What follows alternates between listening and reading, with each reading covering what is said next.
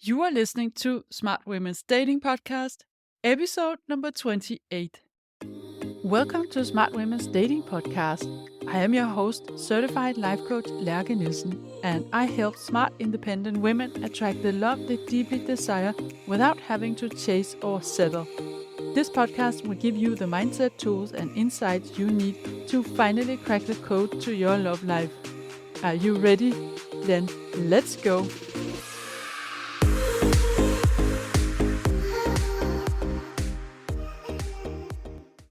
Hey friend, welcome back.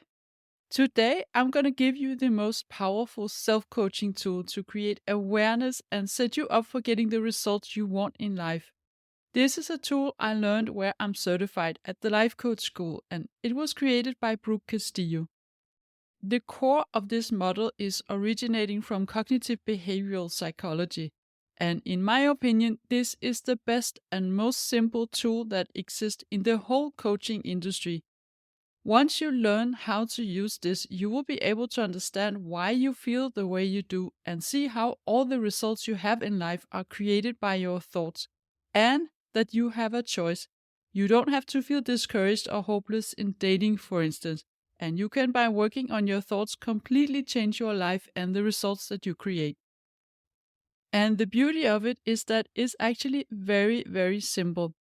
I'm going to explain the concept and give you some concrete examples so you can start using this on your own.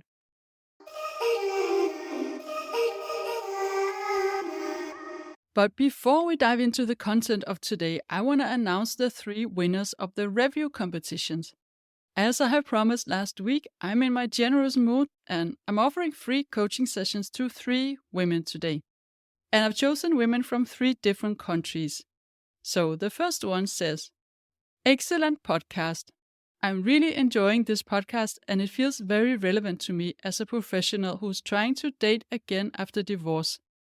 It's helping me to relax, not take things personally, and to try to enjoy the process with the ups and downs. Thank you." Thank you so much. This is a woman from the UK and she calls herself LIENDSW22. The second one is a woman from Norway, and she says, "Love your podcast.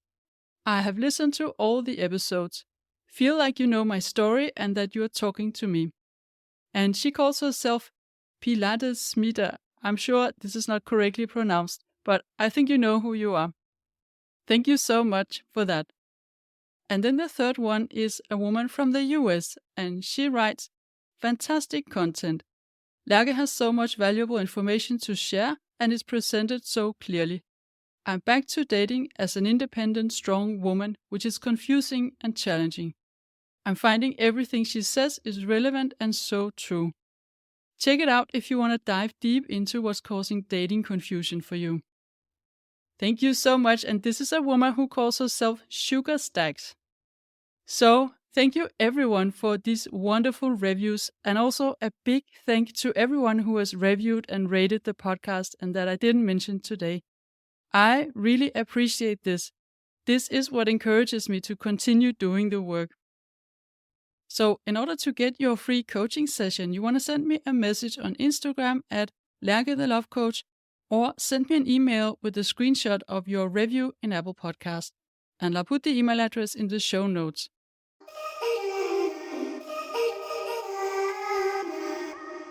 So, on that note, let's dive into the self-coaching model, aka the model. The model can be used to describe basically all situations in life. It consists of 5 lines that each lead to the next line. So the first line is the circumstance. Things that exist in the world that we could all agree on. What you can record with a camera or a voice recorder. Something you can describe objectively. This could be another person, or an event, or something someone said or texted in the exact words.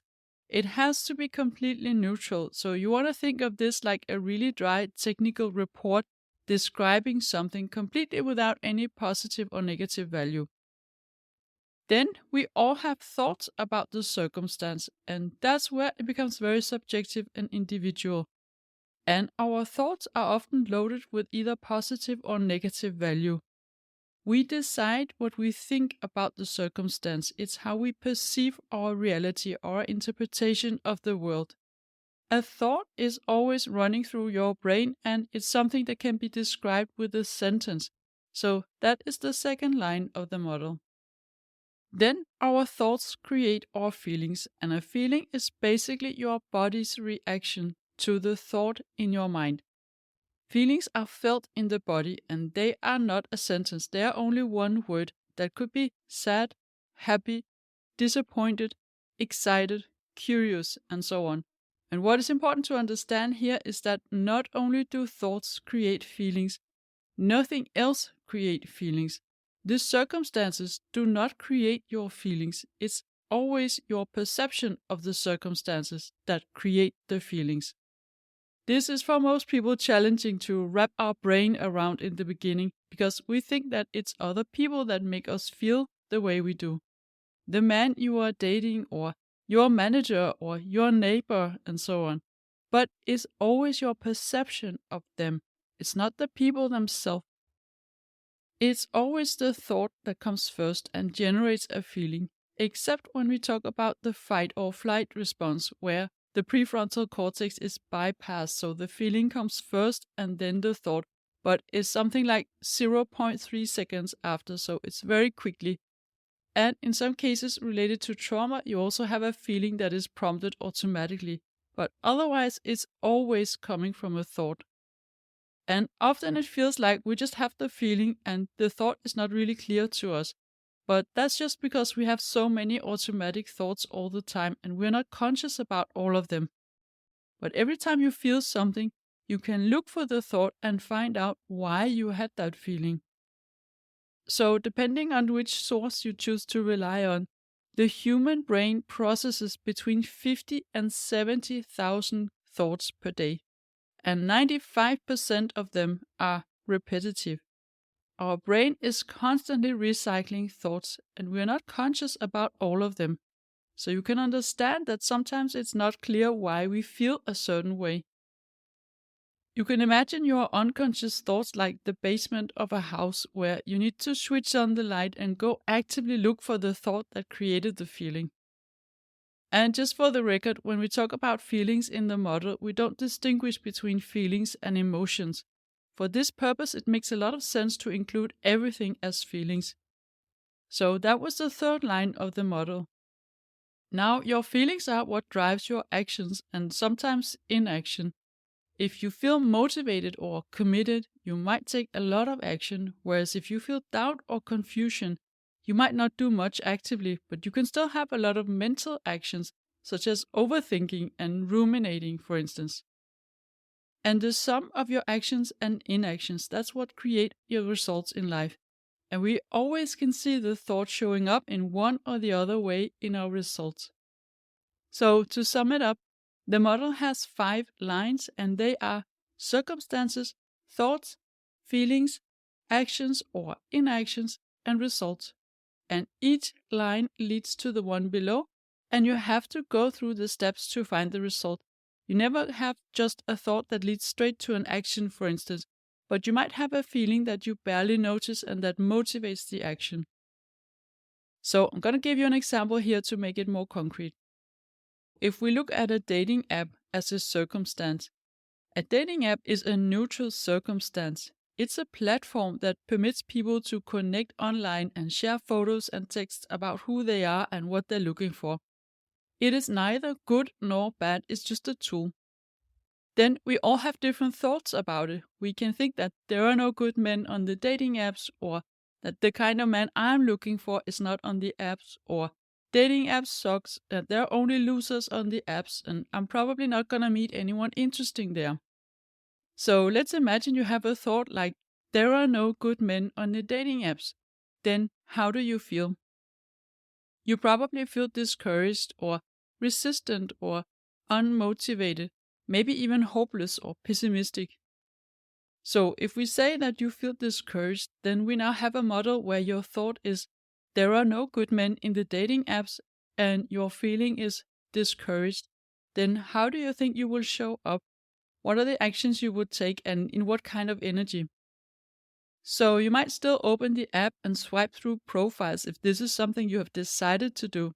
But what is the energy you do it with? If you don't expect to meet anyone interesting and you're just doing it because it's on your to-do list, but you don't really believe it's possible to get a good outcome, then your brain will be quick to judge and make the conclusion that it's only bad profiles, and you will be less open to noticing the good ones.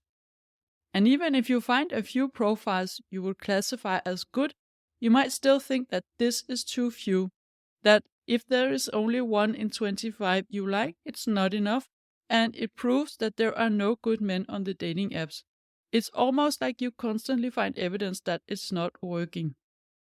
And so you might go low-key on your conversations with the few that you feel okay chatting with, and when you swipe and see someone who's in the gray zone, the zone where there isn't anything negative to see, but is also not a profile you feel particularly drawn to, then you would probably not be open to matching with them.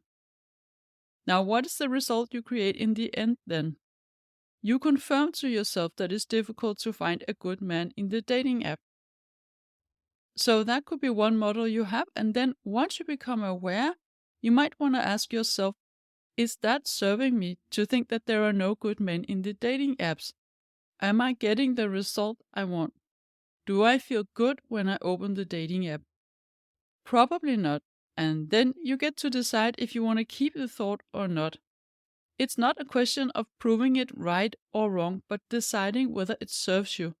We always want to evaluate a thought based on whether it serves you or not, because we can find evidence that it's true as well as evidence that it's wrong. But if you want a different experience with a dating app, you will have to challenge your thought. As you might have figured out by now, it's always on the thought level we can work on changing our model. That's where all our power is. That's what generates the rest in the model. The circumstances are not always possible to change, but our thoughts are. So ask yourself, what would those who don't agree on that thought, what would they think? What could be some other ways of thinking? I like to imagine myself in a parallel universe, sort of the version of me who is always thinking the thoughts that serve me and that brings me the result I want. What would she think? Or what would someone you know and admire think? You can do a little brainstorming here to come up with 5 to 10 other ways of thinking about the exact same circumstance, in this case the dating apps. And we don't want some toxic positivity thoughts, we want thoughts that feel true to you. For instance, if you remind yourself that in most cases there are new people joining the app every single day, so you could have a thought like, I get to connect with new interesting men every day. Or, I get to connect with men I would have never met otherwise.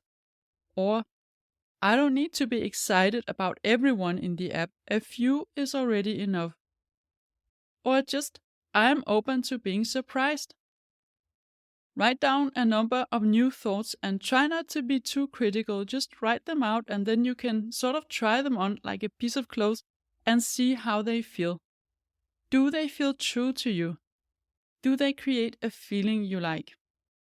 So if we choose one of these, let's say, I get to connect with new interesting men every day, which I think is actually a useful thought because it's very true and it's not this kind of hyper positive or unrealistic thought.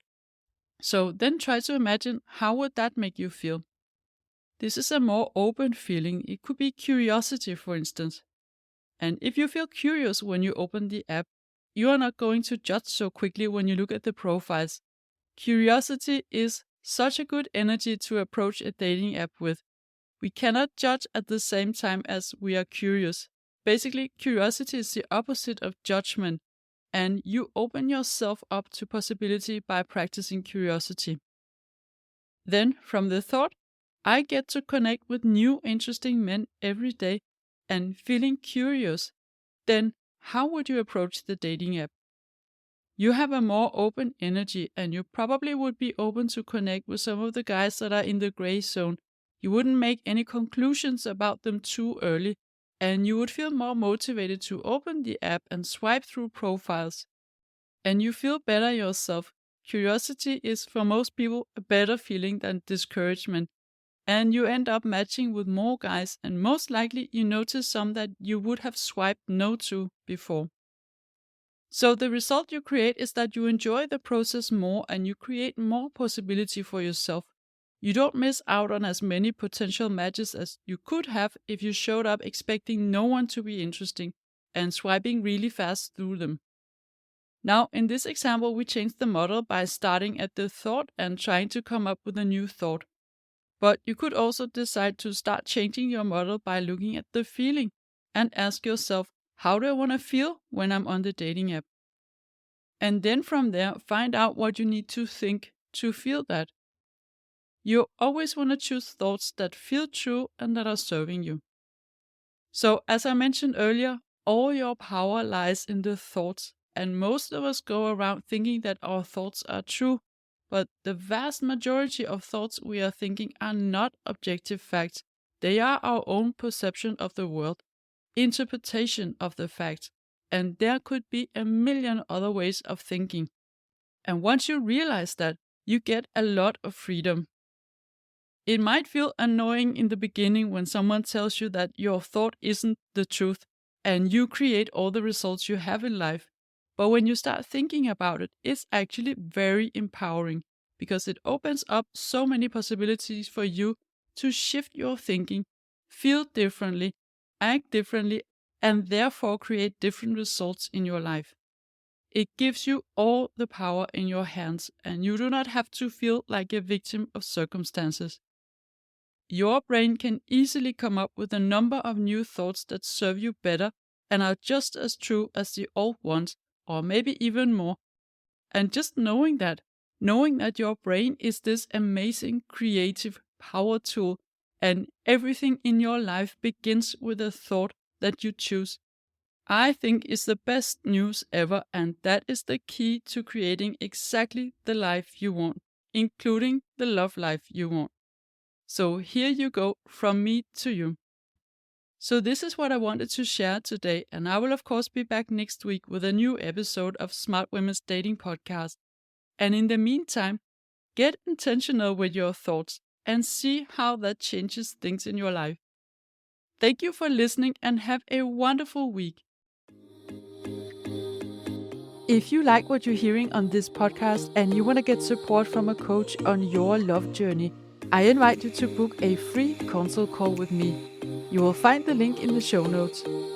And also, don't forget to subscribe, and I would love it if you would rate and review this podcast, and then you'll also help other women find it.